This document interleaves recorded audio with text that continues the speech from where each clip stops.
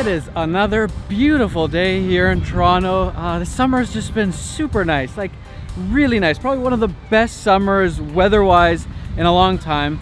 But at the same time, it's kind of nice when fall comes around, you get into normal routines and rhythms and stuff like that. Yeah, I like that too. It's kind of nice.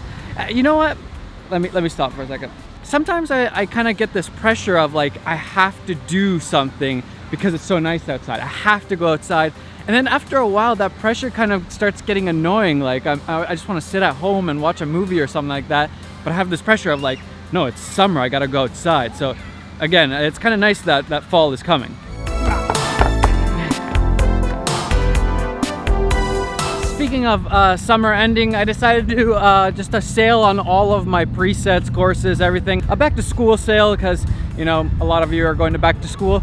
And yeah, sales are always fun. So all my stuff is on sale right now. Check out the links down below for the presets and the courses and all that. But enough chit chat. Let's go to the real reason why you probably clicked on this video.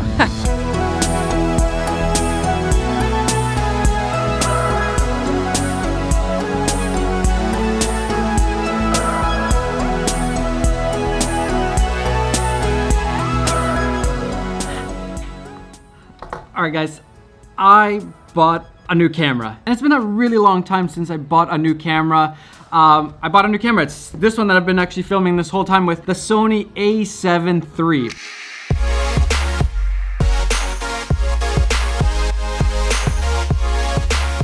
Yeah, I ended up buying a new camera. I'm not switching everything over to this camera yet. And let's talk about the reasons why I did buy this camera and the things that were kind of keeping me from buying it. This is kind of like the real world test number 2, where I'm actually gonna film a couple more videos using this camera, the Sony a7 III, and see how it goes, because that's when you end up finding what are the little quirks, the little things that start annoying you, and the things that you really like about using it on a daily basis. Funny enough, I couldn't get this camera anywhere. I tried so hard to get it. I asked the camera stores here in Toronto and none of them could like get me kind of ahead in line because they're all just back ordered. I asked Sony couldn't get me one. Nobody could get me one. I literally had to go on the internet, scour the internet and find one on Kijiji. It's like a Craigslist, you know, a place where you buy and sell stuff. I found a guy, I think his name was Andrew. Was his name Andrew? I don't know. Anyway, really nice guy, and he sold me this Sony a7 III, so now I have it and I can try it out some more. For those of you who have been watching my videos, I actually tested it out in Maui. I had this camera for a week, so I got to test it out a little bit when it first came out, and I was really impressed with it, but there were some things that kind of scared me at the same time, scared me from switching away from my Canon cameras that I've been using up until this point here on YouTube. But I'm the type of person that wants to always push the limits. I want to be making the best videos possible that I can make with the resources that I have, and part of that is sometimes buying new gear. And for me, there's a few things that I really get annoyed about the Canon cameras, especially their dynamic range. That was one of the big things, and this guy has a lot better dynamic range. Even right now, we should have a lot better exposure of the background and me. Everything should be pretty much exposed. Nothing should be crazy overexposed. So I want to see if the Sony a7 III is gonna make for better videos on my channel. First of all, I can film more 4K stuff and the dynamic, all that stuff.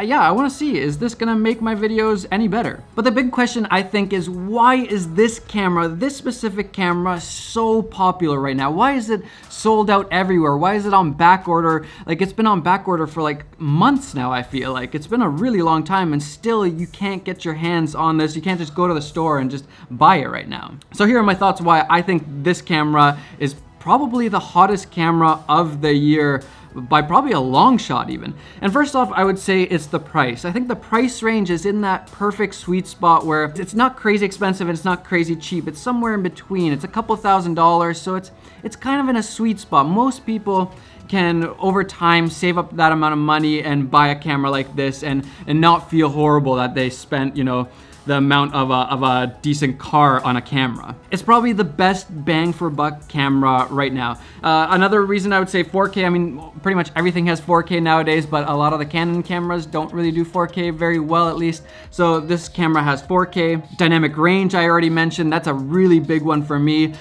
This one I think is like 13, 14 stops dynamic range, whereas the Canons are probably only like 10 stops, which is like way worse. Doesn't sound like a big difference, but it's a big difference in the amount of, if you don't know what dynamic range is, first of all, you can look it up right now, but basically the difference between the brightest areas and the darkest areas, it can capture a bigger amount in that. I'm explaining this really badly. Okay, if you're filming a window inside your home, the window usually blows out. The more dynamic range you have, the better chances you have of keeping the exposure inside, and that window, it might actually even be exposed if you have a ton of dynamic range. I don't know if that was any better. Anyways, look it up. Next we have the low light. We all know that Sony cameras are really capable in low light, and this camera is no exception. I would say it's right up there with the Sony a7S II, maybe even better in some ways. Like it's interesting. I've seen a lot of the comparisons, and it does like insanely well in low light. And I remember when the Sony a7S, the first one, a7S, came out, and I saw this video a guy filmed in just moonlight, just using moonlight. He filmed this whole video, and it was super cool and weird, trippy looking, because you've never seen a video just lit by the moon. So it was really cool to see. This camera, huge low light beast, probably one of the best out there. And then I think actually one of the biggest is the fact that it does 120 frames per second without a crop. It's full frame, it's the whole thing. So it's a really good slow motion camera too. And with the rise of YouTube and people like Peter McKinnon, 120 frames per second is a really popular thing. And it's not quite the same as something like the 1DX2. It's not quite as good, but it's really high quality. And it's something that a lot of people are wanting right now, that nice 120 frames per second for that, cinematic B-roll and all that good stuff. So lots of really great things about this camera, but there were some things that kind of put me off or kind of scared me. And first of all, it was the LCD screen. I wish it just had a flip LCD screen. If it had a flip LCD, I would be so happy. This camera would be insanely good, but not being able to see if I'm in focus right now, that hurts. I'm not sure if I can fully trust this autofocus yet. So yeah, I would really like to be able to see myself. Speaking of autofocus, that's one thing that a lot of people like about this camera, but coming from Canon, it's a downgrade in autofocus. So that was one of the biggest things that kind of scared me, not having a flip LCD screen, and then the autofocus not being as good as Canon. So can I trust this camera? Am I in focus right now? I don't know. I'm gonna have to go back and see if this is in focus or not. And then B, the color science. The color science in the Sonys isn't quite as good as Canon's, in the sense that Canon is kind of nice looking right out of the camera, whereas Sony takes a lot more work, especially since I'm filming in S-Log2, so it's a really log flat profile. There's gonna be a lot of color grading. How much work is that gonna be to get it to a good place where the colors are really nice? And can I get them to the same place? That's a big question that I'm gonna have to answer. But all that to say, I'm gonna give this camera a real shot. I'm gonna be filming the next couple videos, probably just using this camera. I'm gonna try my best, and we're gonna see what happens. We're gonna see, are my videos better quality? Is it nicer having them in 4K, the dynamic range, all of that stuff?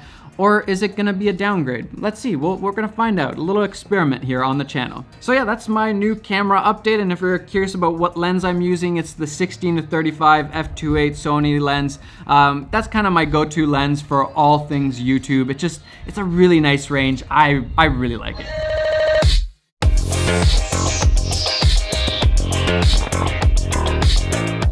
All right, so that's my new camera update, and actually I've been thinking about trying to kind of fix this no flip LCD screen issue thing, and like building a little bit of a cage with a monitor. I want to get the smallest monitor I can possibly find, put it front facing so I can see when I'm filming, and maybe that would fix this whole no flip LCD screen thing. I don't know. I think it'd be an interesting thing to try out. If you guys are interested in that, comment down below, and maybe I'll get to that.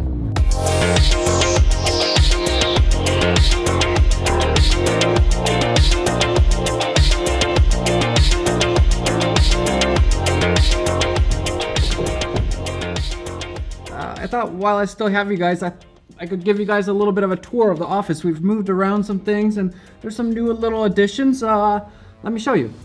First of all, we decided to move things around a little bit. If you guys, those of you who have seen the office before, the desks used to be kind of right here side by side. Now we've moved them to either side. This works way better, and that means we can still ride our one wheels around, you know. Because you got to make space for one wheel riding in your office. Also, very important, I got some plants. This one's really cool. I don't know what this one's called, but I really like this plant. I like how like clean and nice it is. Big fan of this plant. I also got some smaller ones here. I definitely want a lot more plants, but I also need to be a little bit better at watering them. For those of you who saw my, like, way back when I had my home studio, I had a cactus at one point, and one day I just came in and it was just like, I didn't even know cactuses could die like that. I thought they just last forever without water. So yeah, this is kind of the office setup right now. There's still work to be done. We still need to get stuff on the wall. We got the little Dope Squad sign up there. It's not on right now, but we still have some work to do. Secret project will be here. Yeah, more to come on that. Coffee table we still need. We got our couches in here.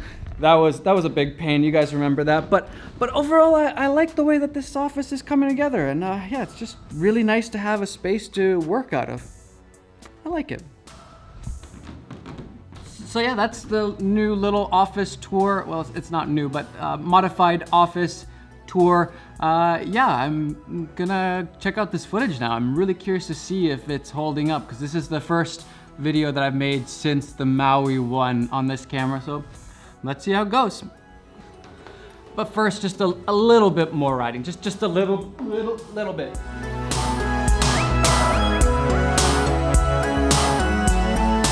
I've gotten a little bit better on this thing. And then of course I lose my balance.